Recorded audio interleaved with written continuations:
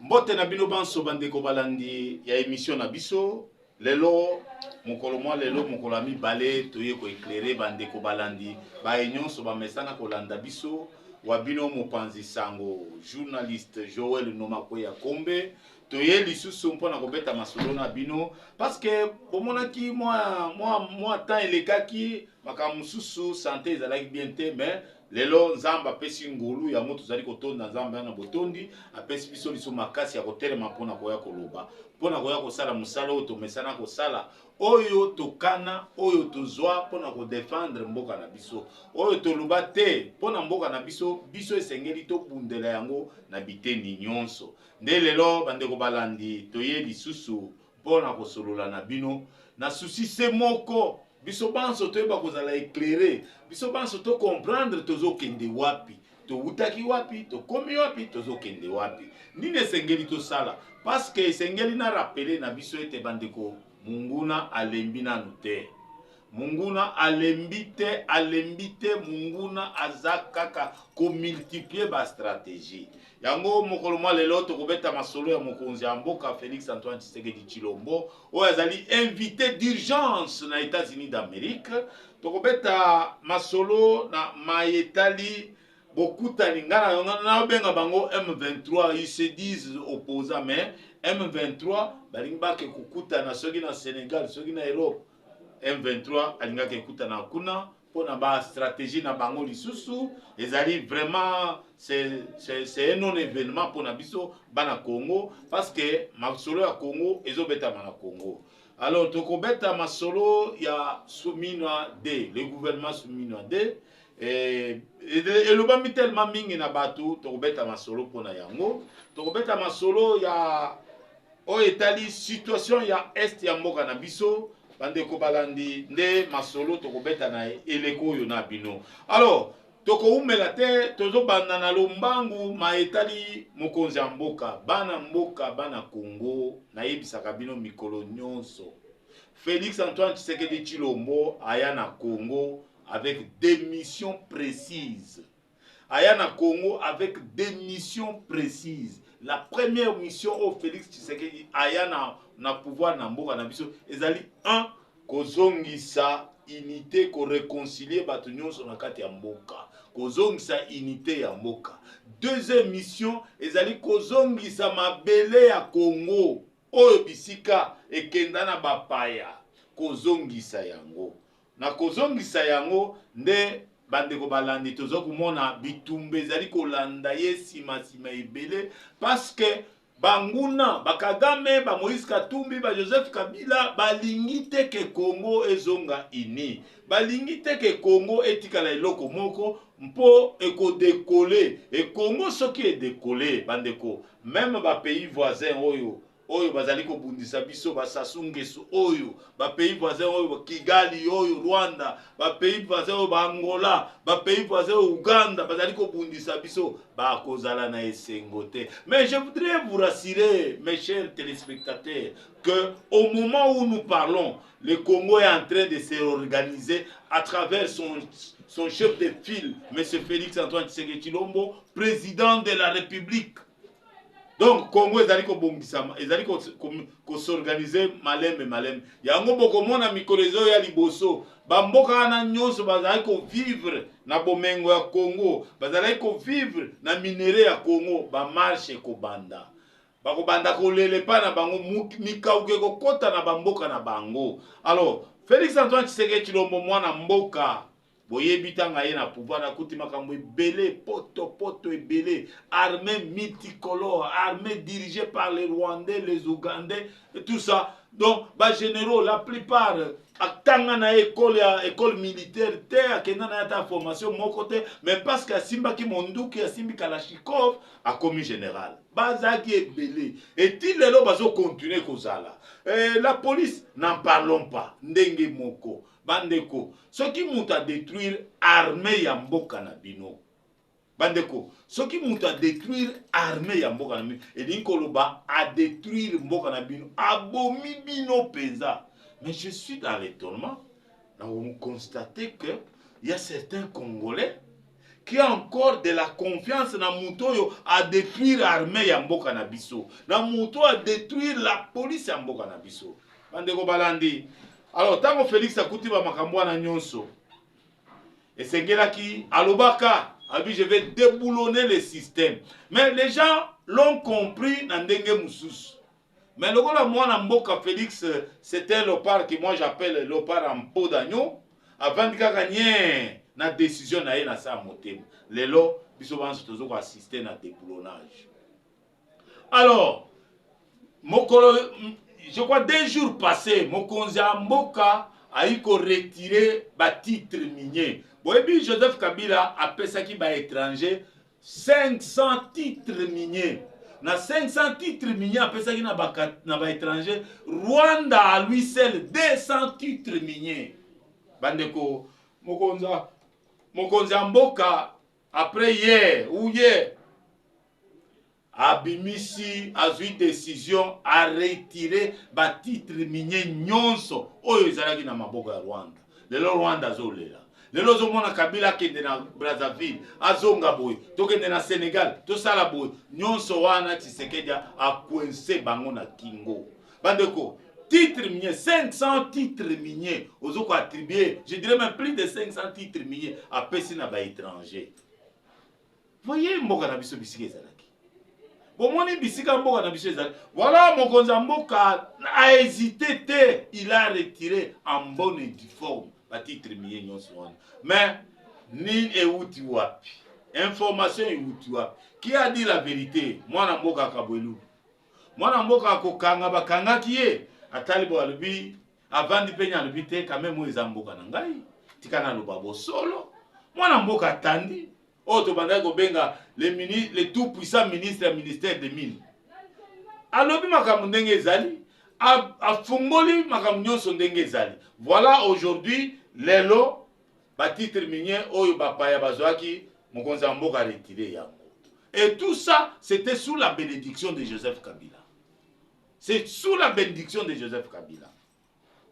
Alors, yango bana mboka tolingi koloba ete bandeko oyo nyonso basalaki to nyonso bazali kosala ezali te pona intérêt na yo congolais. Yo congolais faut la vigilant. Souci na bango ezali ba détruire ba boma définitivement Congo parce que ezana bato ba vandi na ba salon na bango. Bango bazo réfléchir kaka comment détruire le Congo. Comment anéantir le Congo.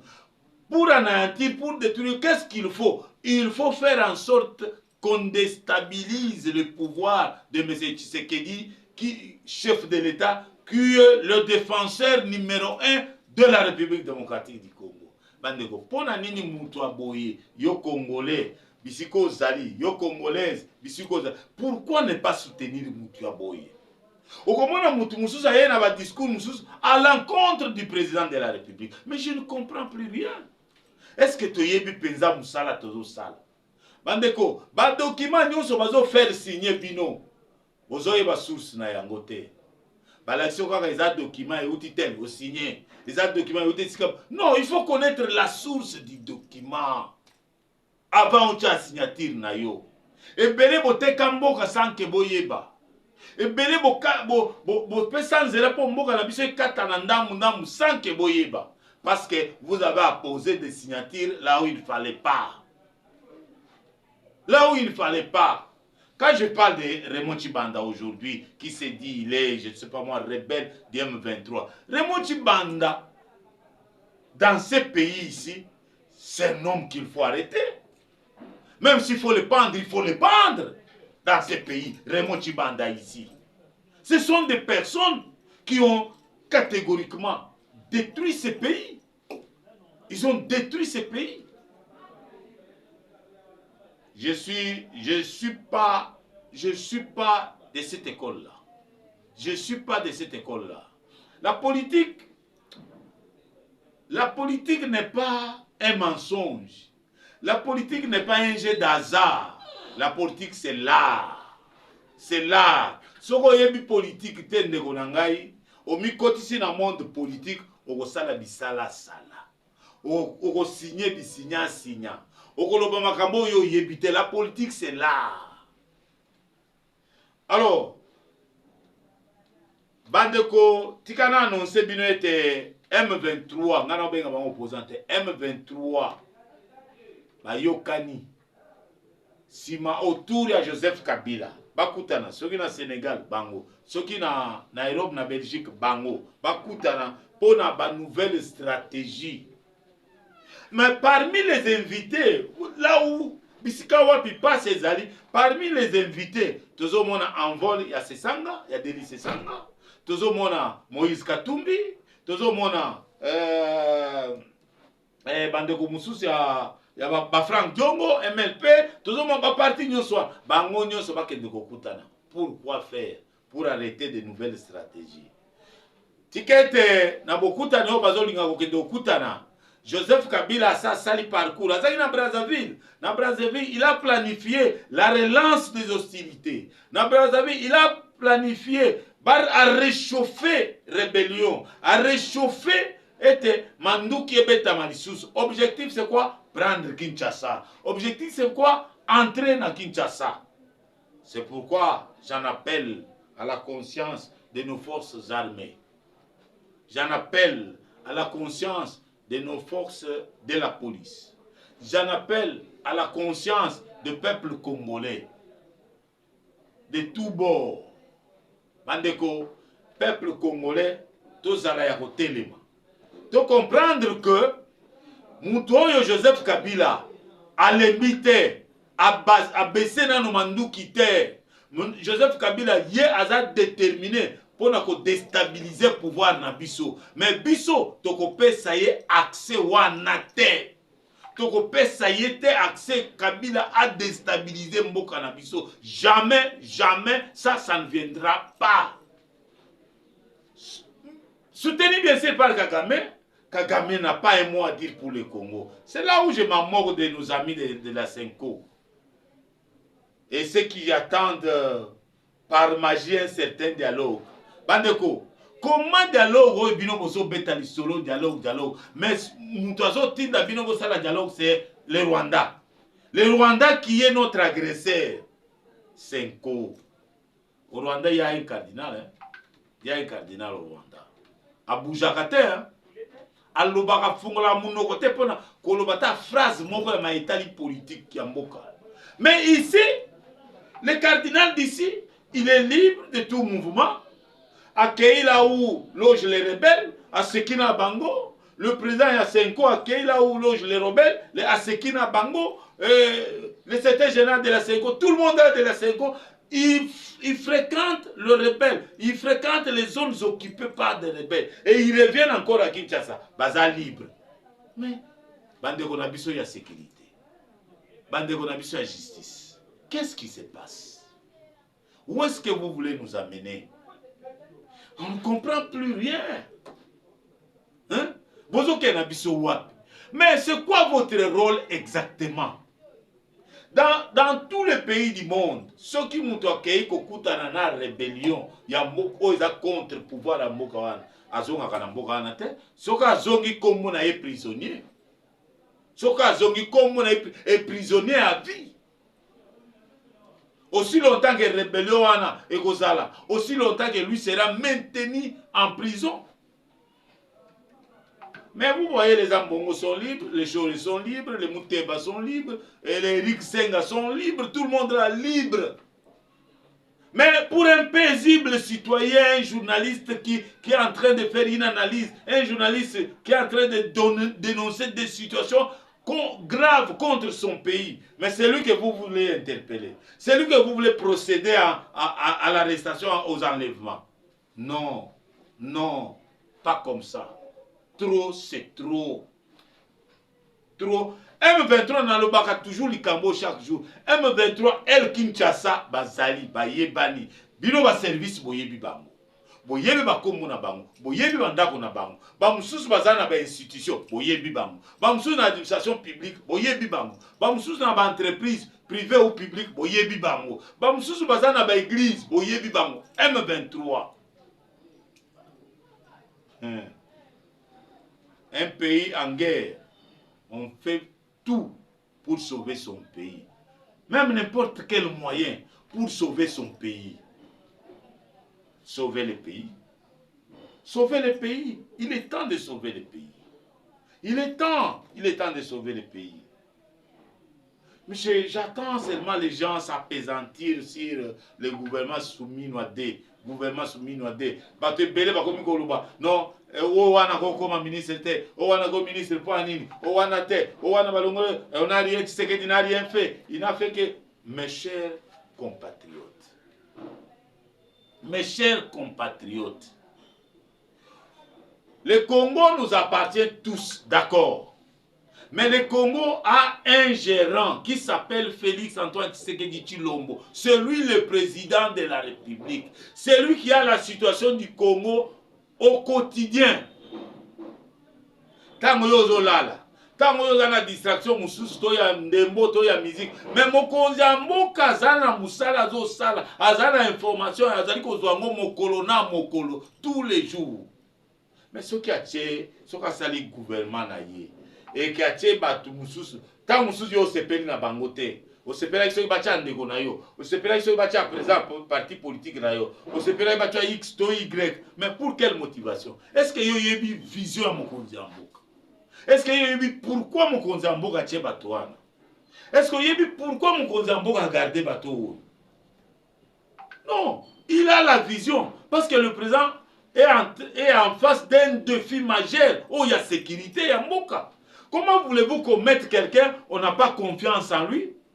Bien que déjà, Balobara a déjà contrié, les gens qui sont avec les M23, est-ce que Bino Boyebi Bango? Boyebi Bango te. Mais moi, je suis certain et sûr, convaincu même que Mokonzi Mboka yebi batu nyonso bazana, baza na M23.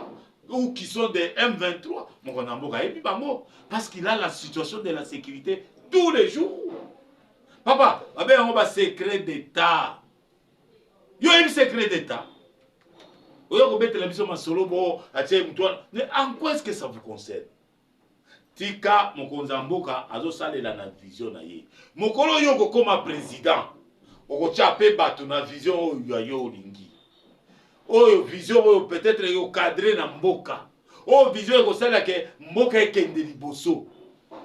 Wana nde vision mokonzi mboka sali, il sait pourquoi il a fait ça. Alors, de ce point de vue, je voudrais qu'on comprenne. Les gens disent pour créer le conflit entre l'IDPS et le président de la République. Non, l'IDPS a vraiment le plus perdant. IDPS a joué l'autre côté, IDPS n'a pouvoir, mais Aza perdant, IDPS Aza perdant. Mes frères, qui vous a dit que l'IDPS est perdant? Le président de la République n'est-il pas de l'IDPS? En quoi est-ce qu'il est perdant? Le VPM de l'intérieur n'est-il pas de l'IDPS? En quoi est-ce qu'il est perdant? Le VPM de la défense n'est pas de l'IDPS? En quoi est-ce que l'IDPS est perdant? Ils sont là. Mais parlons peut-être de ce qu'on devait ajouter. Oui, j'en suis conscient. J'en suis conscient, comme le président de la République est aussi conscient. Moi, je lis dans ses pensées. Mais qu'est-ce qui est arrivé? Il y a un vrai problème. Je le disais ici, Bandeko. Bandeko IDPS, arrêtons avec ma division. Je le disais ici. Arrêtons avec ma division. Donc, et comment qu'il y a un moment dans IDPS où tout le monde voulait avoir l'argent comme il voulait? Non, nous sommes contre tel, nous sommes contre tel. Vous créez division contre l'IDPS, contre le secrétaire général. Et ce qui est grave, j'avais dénoncé ça. Vous allez vous réunir dans un centre pour dire non, le Congrès a désigné X comme secrétaire général de l'IDPS. Je ne sais pas quand est-ce que vous êtes venu à l'IDPS. Je ne sais pas. Bandeko, Banda IDPS et Banda. Aucun secrétaire général n'est sorti du Congrès. Banda IDPS et Banda. Banda IDPS et Banda. Aucun secrétaire général n'est sorti du Congrès. Nazo bete la bino lisolo ya Adrien Pongo. Secrétaire général wana Adrien Pongo. IDPS et Tambola inane 2 ans, 3 ans pour M. Tshisekedi, d'heureuse mémoire, le père. A Longolaye, Atiko Longolaye. 3 ans, 4 ans, et l'autre, souka, batubalembi, balubia. asala kaka ndenge akomona